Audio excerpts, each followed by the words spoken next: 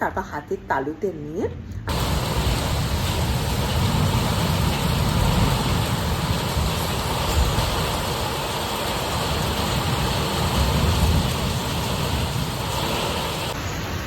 দেখতে পাচ্ছ বাইরে কি প্রচণ্ড বৃষ্টি পড়ছে, মেঘ ডাকছে এত জোরে জোরে।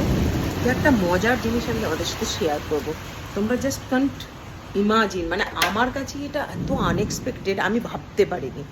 আমি করিনি। আমার বেটু আমার দেওয়া ইউটিউবের লিঙ্ক থেকে প্রোডাক্টটা ও পারচেজ করে আমাদের অ্যাড্রেসে পাঠিয়েছিল।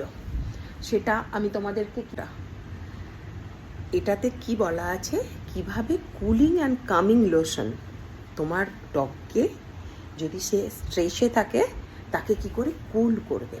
তো প্লুটোর তো আজকে সেই র্যাশের কারণে কোথায় খুজলি হচ্ছে, সেই জন্য ওকে এলিজাবেথ কলার পরানো আছে। তার সঙ্গে যেই মেঘ ডাকতে শুরু করেছে, ও যেমন রেগুলার করে সেই রকমই প্রচণ্ড পরিমাণে এক্সাইটেড হয়ে গেল।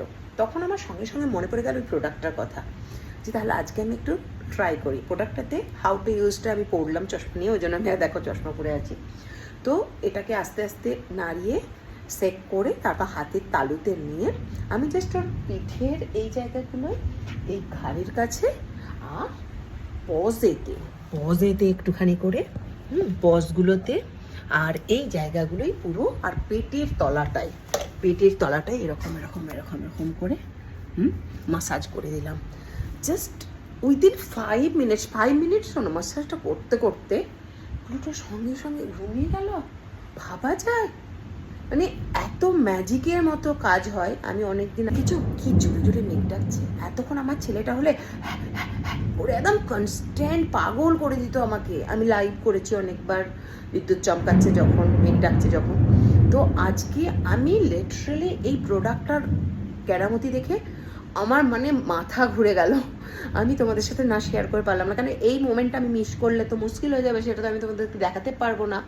তো আমি একটু পরে লাইভও করব, লাইভ করেও দেখাবো, কিন্তু আমি আগে ভিডিওটা কালেক্ট করে রাখলাম। ইনকেস লাইভে যদি সবাই না দেখে তাহলে আমি তখন পোস্ট করব। বাই।